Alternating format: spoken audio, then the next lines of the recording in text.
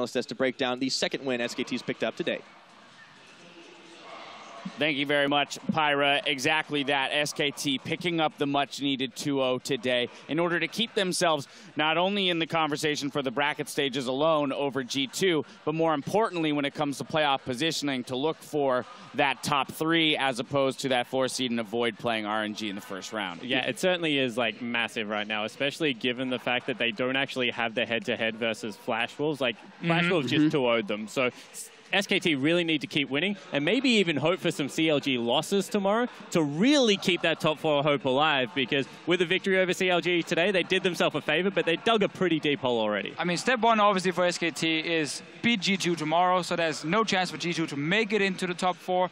If G2, crazy world, do manage to beat SKT, they can actually still tie them and force a tiebreaker later. So step 1 is obviously the first game, take them out, and then you face the RNG last. And based on this game, like, obviously the Turkish team isn't the strongest team in this tournament, but SKT looked a lot cleaner than they did during their 4-game losing streak. And SuperMassive was a team that was putting up a pretty big fight against a lot of teams here, and SKT did have a pretty dominant showing. And I think they also kind of put some more faith back in the Azir pick, because it was more like Faker's Azir. He was looking for actually creating these picks, whereas beforehand, he hadn't really done that against the Flash Wolves or RNG. So I think they at least bolster their confidence that little bit that they can still play to the elite level. Yeah, that being said, we did see still some stuff out of individuals like Blank getting caught out pretty early in the game for an easy kill. And those are the kinds of things that are still uncharacteristic to the old SKT, the SKT that we know of and had imagined would be kind of blazing through this tournament. To be fair, I mean, yeah,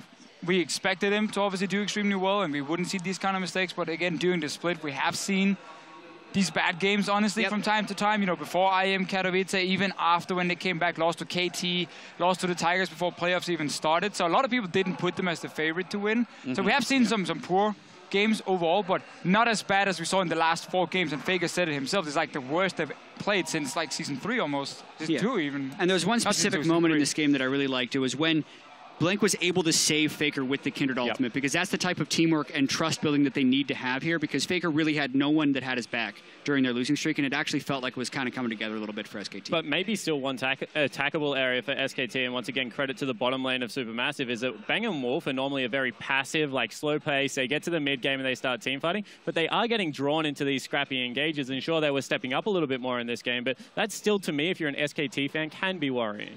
Yeah, absolutely. But again, realizing that SKT did pick up the 2 necessary wins, let's go ahead and look at the 1 day left to go in group stages. The teams are stacked up. RNG still holding that top spot with 7-1, no longer undefeated. However, CLG and Flash Wolves are tied behind them and will join Royal in the bracket stage. Those 3 are all through in the clear. SKT is sitting at 4-4, 1 win shy of securing the last playoff spot. All they need to do is beat G2 tomorrow, and they're in. G2 Esports has 2 wins under their belt, while the TCL SuperMassive has 1 and has been eliminated from next week's games. G2 still has a sliver of hope if all goes correct. However, it is looking unlikely that they'll make it into the bracket stages. Well, it is unlikely, but at the same time, if they beat SKT, they have a legitimate chance. Right. Because at that point, SKT has already lost to China. If they lose again, then voila, both teams have 4 wins and they get to play a tiebreaker game. So that's their win condition. Right, and I think if you are cheering for G2,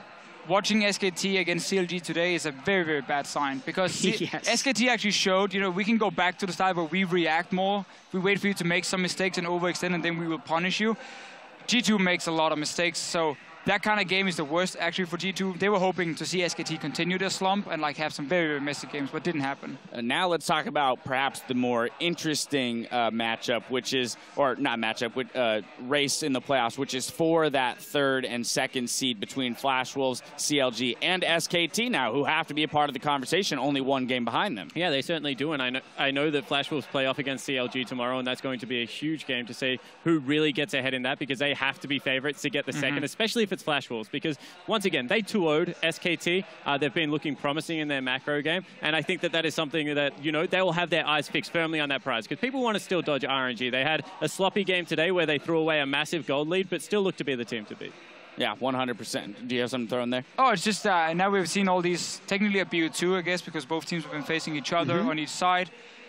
We get to the point where we have a week in between games. We get to best out of 5, and I kind of feel bad for the teams who've done all the hard work beating SKT now, kind of pulled them down the standings, and then you might have to face them anyway moving into the BU5s, because that's a whole different beast, obviously. Absolutely. I think for CLG and Flash Wolves, the important thing for them to realize is that if you consider each of these teams having a win against G2 and SuperMassive, respectively, tomorrow, it's really going to come down to the game between themselves. They are in control of their own destiny. The winner of that game, if they both secure wins from their other matches, does get second place. They do avoid having to play RNG in that first round, and that's really, really big. Exactly, but also North America has to make sure they don't sleep on Europe, because that was not an expected matchup for North American to win coming in. They're also the only team to drop a game to IWC, and they've had a fair number of comebacks here at the event, because we were talking about the possible variance for CLG. Yeah. They could be as high as 6-2 right now, but as low as 2-6 if a few of those gold deficits didn't get